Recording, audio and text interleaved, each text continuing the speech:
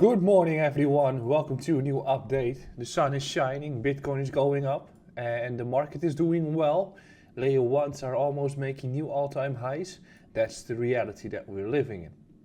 Alright, so today we're going to do two updates. First one is going to be Bitcoin, Ethereum and also looking at Cardano and XRP. Just an update of about like 7 minutes, and later today we're going to do some altcoins and some news. But before we're going to continue, do not forget to subscribe to this YouTube channel and also do not forget to like this YouTube update, as that's helping me a lot. And if you didn't know yet, you can also follow me on Twitter and Instagram, where you can find the latest information about the cryptocurrency markets and my view. When we're looking at Bitcoin, we can see that what we actually needed is currently what we are seeing, which is a very bullish daily candle. However, there are still some levels that we have to crack through in order to have some serious momentum once again. So we're going to discuss that, and looking at the daily time frame, we can confirm that the crucial level that we have to hold on to, that is this recent higher low. So we wanted to establish ourselves a support between 38 to 40k, which is currently surviving as support, which is also the previous high and also the previous range high here. As you can see, that is currently just holding on. That is pretty much fine. Usually you will see those corrective moves going into two phases. First correction, bounce back up, heavy correction. First correction, bounce back up, heavy correction. We might be getting some retests around the lows, but at this stage the chances that we're actually bottomed out, if we are truly bullish, are significant, through which we most likely are going to see continuation happening in the coming weeks. But most likely we're going to get some consolidation as well in the coming days, given the fact that we still have to establish ourselves a range, and also given the fact that we still have to break through 44.6k. We are currently facing resistance, not yet breaking through it, which means that you most likely are going to get some slight consolidation to create a higher low before we are breaking back to the upside. It's not likely to see this happening in one go, so therefore expecting ourselves to have some retests here is pretty normal to happen at this point. So the levels to watch for Bitcoin is at this stage 44.6. That is the crucial resistance zone. We've had a very slight test there already. And if that one is going to be breaking to the upside, or if that one breaks, easily we are going to target 50k as the next resistance zone. And then we are establishing ourselves in the range once again. Right now we are acting in the range between 40 to 44.5. That is the one that we are acting in. So we should be seeing, or should be looking at the lower time frames to establish ourselves some resistance or support zones. So what we're seeing here is that we're facing resistance, right? So we can't really crack through it yet. And based on this 4-hour solution, we are looking at a few levels for support, given that that one has been acting as an order block and as a resistance slightly. I'm just doing it on a 2-hour to give you perspective. This entire block here around 42k, that is the one that I'm going to watch heavily. So if we're going to have another run towards 44.7k and we're going to crash back down, this is the area that I'm going to look at for the potential entry point. And I think if the market really wants to continue moving, that is the level that you should be looking at for a potential retest. I don't believe that if the market is truly bullish once again, we are getting a corrective move all the way back towards the lows.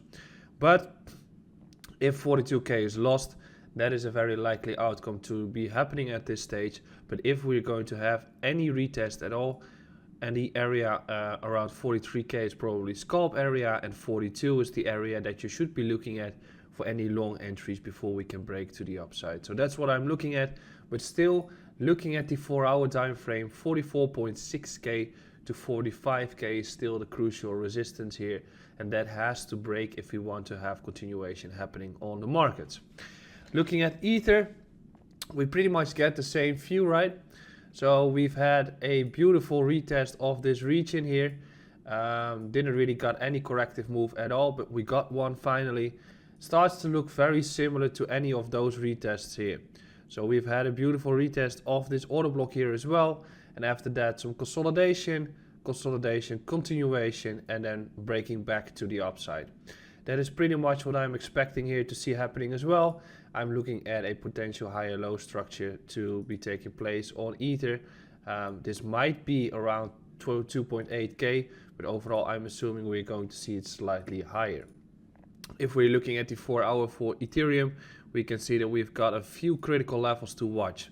So we've already discussed the level to watch on Bitcoin, which is the zone around 42k.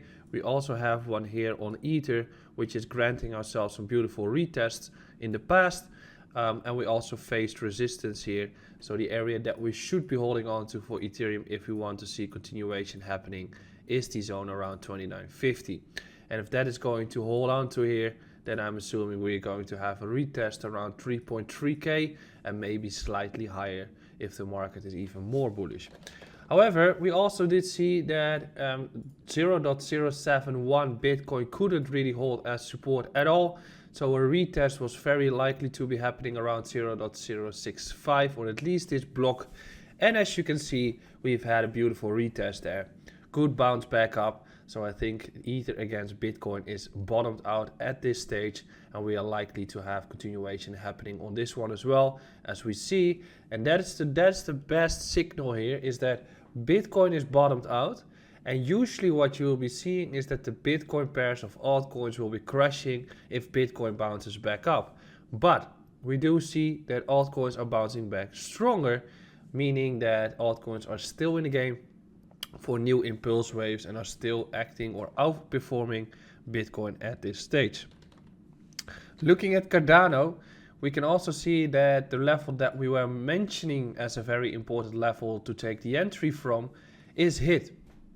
So the area around $1.90 to $2.10, which we have been marking earlier, has been hit once again. And through that, I'm assuming that also Cardano is quite close to being bottomed out at this stage, through which we can expect new impulse waves to be happening. We've also marked the Bitcoin pair on Cardano here. I'll just erase this one for a little bit. We've marked the Bitcoin pair for Cardano around this region of 4.6k sats. Beautiful bounce back up. I'm expecting that we're going to have some slight consolidation, just comparable to the area that we've had in April. So some slight consolidation here until we crack resistance. But if we crack resistance, I think we're going to be running with new all-time highs or new highs for Cardano here as well. Finally, XRP, also a beautiful retest. So the conclusion of this video is we've had some beautiful retests all across the markets on higher time frame supports. So I think that if you want to get into the markets, then the chances are here that we're finally getting bottomed out and we are ready for the next impulse wave in the market. What is the level to crack for XRP? The area around $1.05 is the one that it has to crack through. I'm not assuming that we're going to get it in one go, but I'm assuming that once it breaks through there, I think altcoins will be breaking out left and right. But this is a good candle on XRP as well, and also some very bullish news came out of that one. So later today we're discussing altcoins. I hope you have enjoyed it. I'll be back soon and I'm going to enjoy my day as well. So take care and see you again later today.